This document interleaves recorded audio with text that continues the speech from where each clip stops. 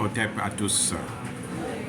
Les États-Unis s'inquiètent sur la situation en Centrafrique.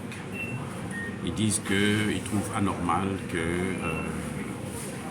la présidente de la Cour suprême, la Cour plutôt constitutionnelle, puisse être envoyée à la retraite. Ils trouvent qu'il fallait qu'elle continue à rester malgré ses 72 ans d'âge et que l'âge de la retraite pour les fonctionnaires est de 65 ans.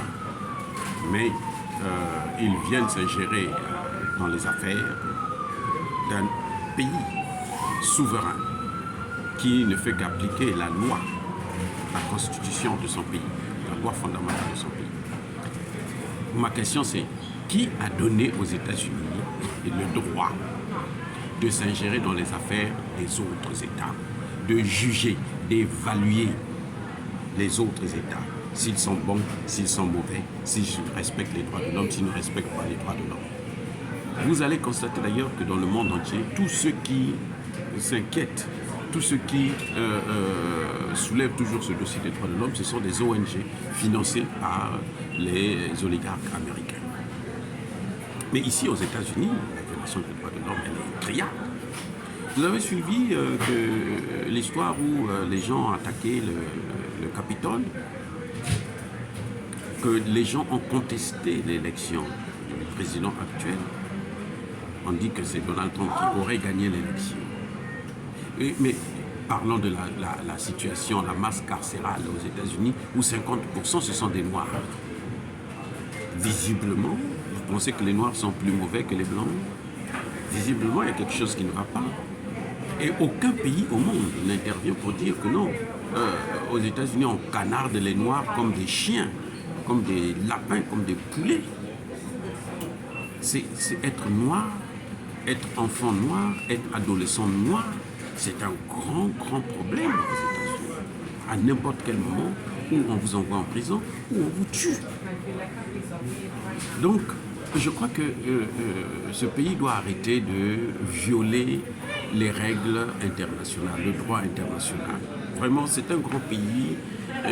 Pour se faire respecter, il faut apprendre à respecter soi-même ses principes. Personne n'a reproché aux États-Unis le fait qu'ils sont allés détruire l'Irak et faisant plus de 500 000 enfants morts. Détruire la Libye, plus de 250 000 morts. Détruire la Yougoslavie, personne n'a parlé de ça. Et maintenant, ils envahissent l'Afrique. Partout, vous avez des bases militaires américaines qui fleurissent comme des champignons. Mais est-ce qu'on peut continuer comme ça à se donner des leçons? Donc, ce qui se passe au Centrafrique, c'est un problème centrafricain. C'est la constitution centrafricaine qui est en jeu. Même s'il faut la changer, c'est le peuple centrafricain qui doit se prononcer par référendum.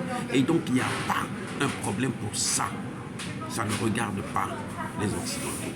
Ça ne regarde pas les États-Unis, ça ne regarde pas la France, qui, elle aussi, fait comme les États-Unis. La moindre des choses, c'est elle qui intervient. On l'a vu lorsqu'il y a eu les Gilets jaunes. Personne n'a parlé en Afrique, n'a critiqué le gouvernement Macron pour la violation criarde des droits de l'homme. Non, que ça cesse par là. Dire cela, c'est inciter à la haine ou à la violence. Non, pas du tout. Nous sommes une force tranquille. Il n'y a pas colère, il y a malem. Je persiste et je signe.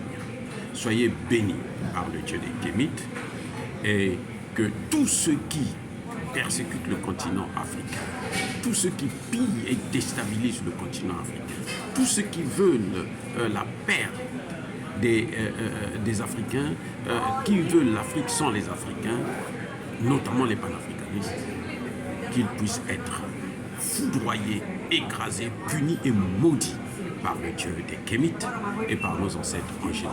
J'ai dit et j'assume.